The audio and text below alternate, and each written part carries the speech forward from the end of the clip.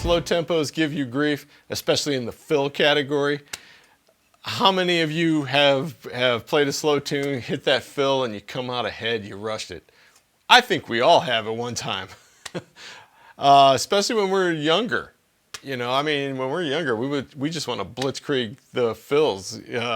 We got into drums because they were exciting and fast and furious, and we loved it. But at some point, you're going to have to play a slow song, and you're going to have to get that fill right. Now, rushing the fill. What's the most important part of the fill?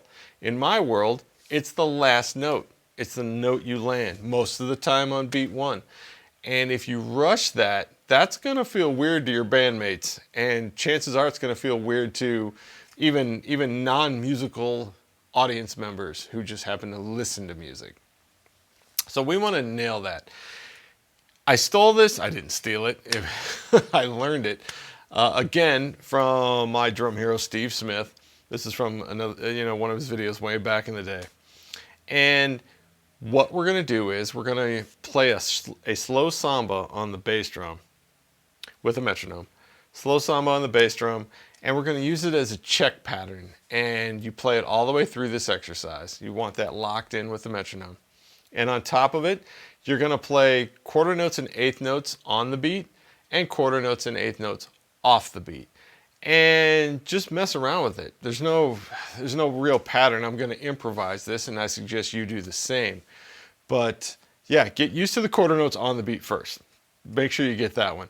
And then try to add the ones off the beat, because that one gets a little trickier, especially with that samba bass drum. All right, let's give this thing a shot. What the whole goal of this is to become comfortable with the gaps between your notes so that you don't rush. That you're like, okay, I do feel comfortable giving that little extra time that is needed to make sure that that note is as long as it's supposed to be. All right, so let me set up my metronome here, and let's get to it.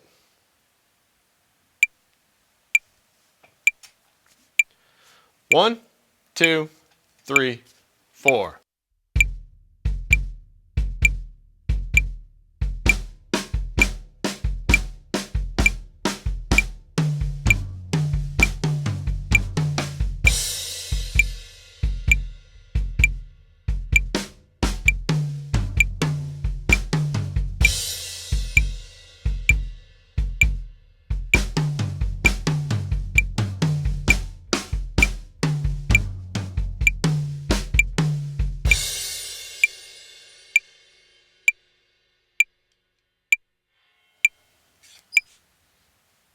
And there you have it.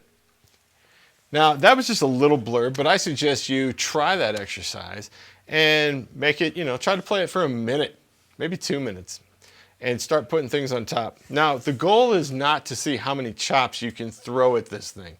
The goal is to use wide notes.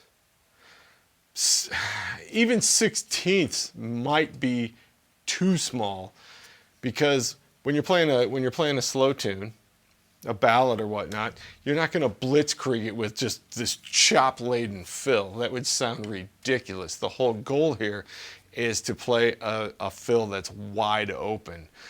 Lots of space between the notes. Hence why we usually rush it. All right, folks. In the end, if you land this, you're going to be comfortable with it. Then when you get in the song, you can take the bass drum away. and all of a sudden your hand's like, okay, I feel really good about this. And that's where you need to be. Folks, if you're liking my content, hit that subscribe button, hit the like button, hit the bell so you don't miss any content. Down in the comments section, tell me, do you have an issue rushing fills in a slow song? Did you have an issue, and how did you fix it? I always like seeing how other people do this. How do they fix it? And I think it's a help to everybody. Also, folks, don't forget, check out one of these 2 videos over here, or both. That'd be even better. And until the next time, take care.